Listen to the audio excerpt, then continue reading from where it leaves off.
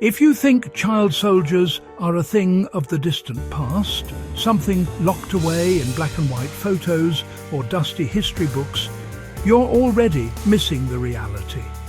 Right now, in the modern world of smartphones, drones, and satellite news coverage, children are still being handed rifles, ordered to kill, and taught that violence is survival. This isn't ancient history. It's happening in conflicts that overlap with our own lifetimes. Understanding how and why child soldiers exist isn't just about empathy or awareness. It's about recognizing the warning signs of collapsing societies, understanding how armed groups maintain control, and learning how trauma reshapes generations long after the shooting stops. Stay with me, because once you understand the real stories behind child soldiers, you'll never look at modern warfare the same way again. How modern conflicts turn children into weapons. Child soldiers don't appear by accident. They emerge where governments collapse, where families are displaced, and where survival becomes negotiable. Armed groups recruit children because they are easier to intimidate, cheaper to feed, and more likely to follow orders without question. In places like Sierra Leone during the Civil War of the 1990s, children were abducted from villages, forced to commit violence against their own communities, and then told there was no way back. This psychological severing was deliberate. Once a child believes they can never return home, loyalty shifts to the armed group. Understanding this tactic helps explain why child soldiers remain effective tools in modern conflicts from Central Africa to parts of the Middle East.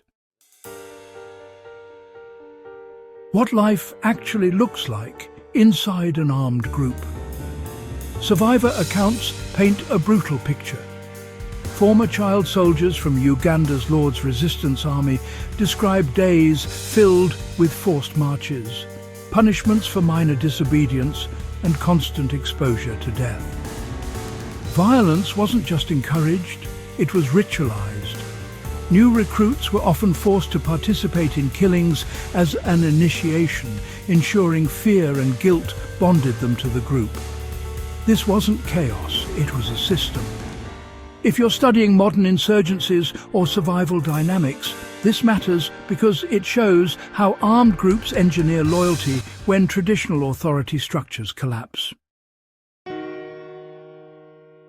True stories that reveal the long-term damage.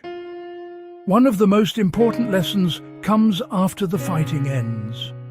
Ishmael Bear, a former child soldier from Sierra Leone, has described how leaving the battlefield didn't mean escaping the war.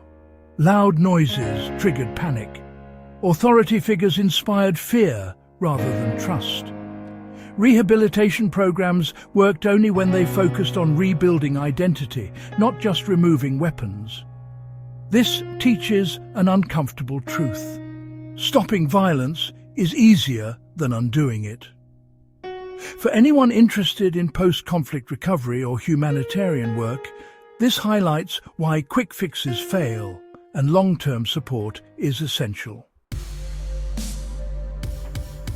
Why do some children join without being abducted? Not every child soldier is taken at gunpoint.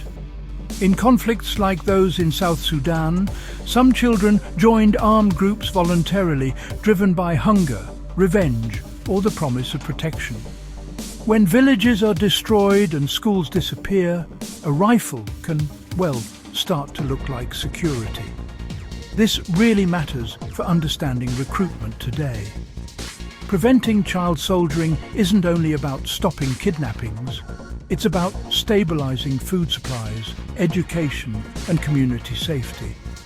From a practical standpoint, this shows how early warning signs like mass displacement and school closures often, precede widespread child recruitment.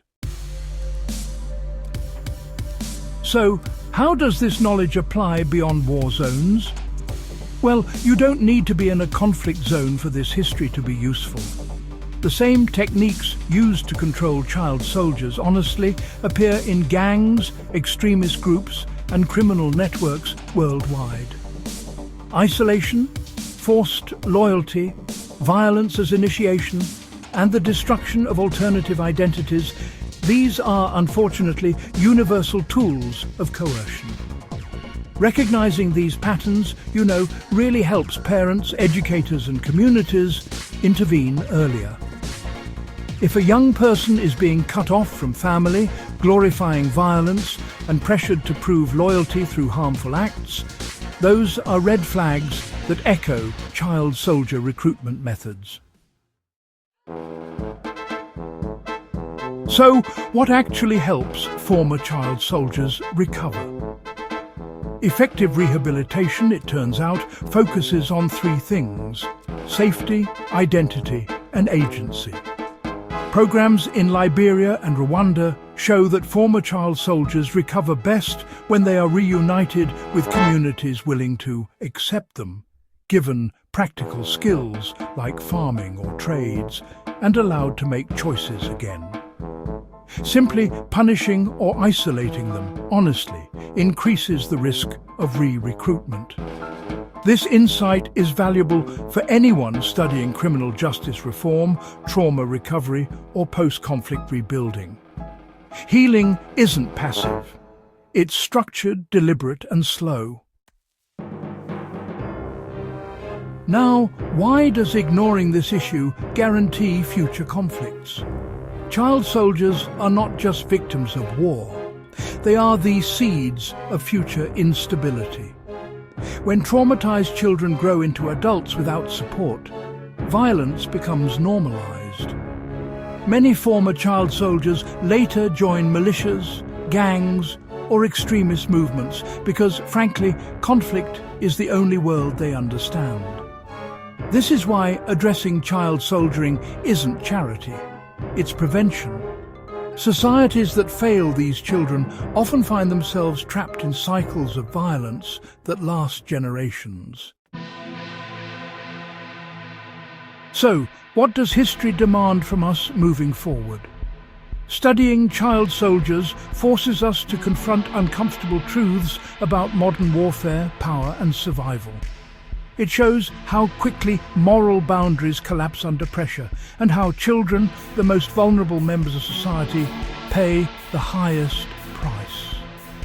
For history enthusiasts and serious documentary viewers, this topic isn't about shock value. It's about understanding how conflicts are sustained and, more importantly, how they can be broken.